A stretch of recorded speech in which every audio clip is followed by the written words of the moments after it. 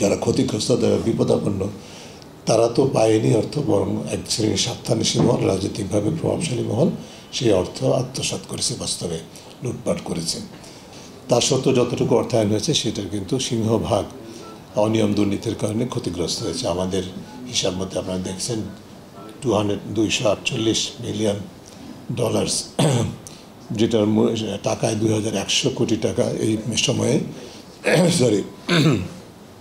যেই মেয়াদের কথা আমরা বলছি 2003 থেকে 24 পর্যন্ত, এই সময় যে মোট অর্থায়ন হয়েছিল আমাদের জাতীয় সূত্র থেকে $458 মিলিয়ন, তার মধ্য থেকে প্রায় 54% কিন্তু দুর্নীতির কারণে ক্ষতিগ্রস্ত হয়েছে। অর্থাৎ আমরা যেই অর্থায়নটা করেছি তার বাস্তব মূল্য কিন্তু দেশবাসী পায় নাই, এবং তাও হয়েছে অন্যভাবে। এবং এটার যে আসলে ফলাফল, এটা বোঝাটা কিন্তু জনগণের উপর পড়েছে। জনগণ যে সুবিধা পাওয়ার কথা ছিল, বিশেষ করে যে সমস্ত অঞ্চল জলবায়ু পরিবর্তনের কারণে সবচেয়ে বেশি ঝুঁকিপূর্ণ, সেখানে অর্থ ব্যয়িত হওয়ার কথা ছিল, সেটা হয় নাই।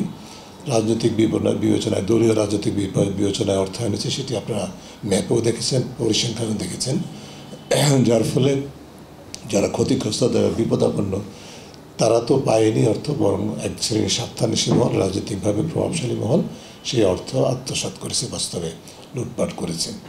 এখানে সার্বিকভাবে গত 16 বছরে যে লুটপাট হয়েছে তার তুলনায় এটা হয়তো অনেকেই নগণ্য বলবেন, আসলেই নগণ্য, কিন্তু আমাদের দেখতে হবে যে অর্থায়ন হয়েছে তারই 54% বেশি আমাদের এখানে মোটা দাগে ক্ষতিগ্রস্ত হয়েছে। এবং সুশাসনের যে মানদণ্ডগুলো আছে, প্রতিটা মানদণ্ডেই কিন্তু আমরা ব্যর্থতা দেখছি, ঘাটতি দেখেছি।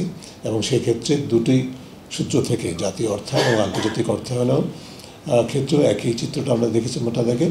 এবং সেখানে মূলত যে বিষয়গুলো, জবাবদিহিতার ঘাটতি, নজরদারির ঘাটতি, সুশাসনের যে অন্যান্য মানদণ্ডগুলো আছে সেগুলোর ঘাটতি, আমাদের প্রাধান্য নির্ধারণের যতটুকু হয়েছে তার সাথে অর্থায়নের যে সামঞ্জস্য সেটি নিশ্চিত করার ক্ষেত্রে ঘাটতি, এবং এখানে এক ধরনের রাজনৈতিক প্রভাব এবং সংশ্লিষ্ট প্রতিষ্ঠান অর্থাৎ ট্রাস্ট ফান্ডের এবং বাস্তবায়নকারী অন্যান্য প্রতিষ্ঠানগুলো তাদের দক্ষতার ঘাটতি, তাদের অনিয়ম, তাদের দীর্ঘসূত্রতা। আপনারা দেখেছেন একটা কোনো প্রকল্প এরকম আছে 4 বছরের প্রকল্প 14 বছর বাস্তবায়িত হয়েছে।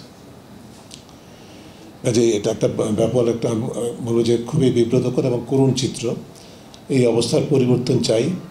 আমরা মনে করি যে এই প্রতিবেদনের উদ্দেশ্য কিন্তু এইটা কোনোভাবেই হওয়া উচিত নয়, যে যেহেতু জলবায়ু অর্থায়নে বিশাল ধরনের অনিয়ম দুর্নীতি হয়েছে, সুশাসনের ঘাটতি হয়েছে, সেই কারণে জলবায়ু অর্থায়নের যে প্রণোদনা, যে উদ্দেশ্য, সেটাকে কোনোভাবে অবমূল্যায়ন করার সুযোগ নেই। বরং এটার কারণে আরও বেশি মূল্য দিতে হবে, আরও বেশি গুরুত্ব দিতে হবে, এবং সেটার উপর ভিত্তি করে এই খাতে বরাদ্দ আরও বাড়াতে হবে আমি মনে করি।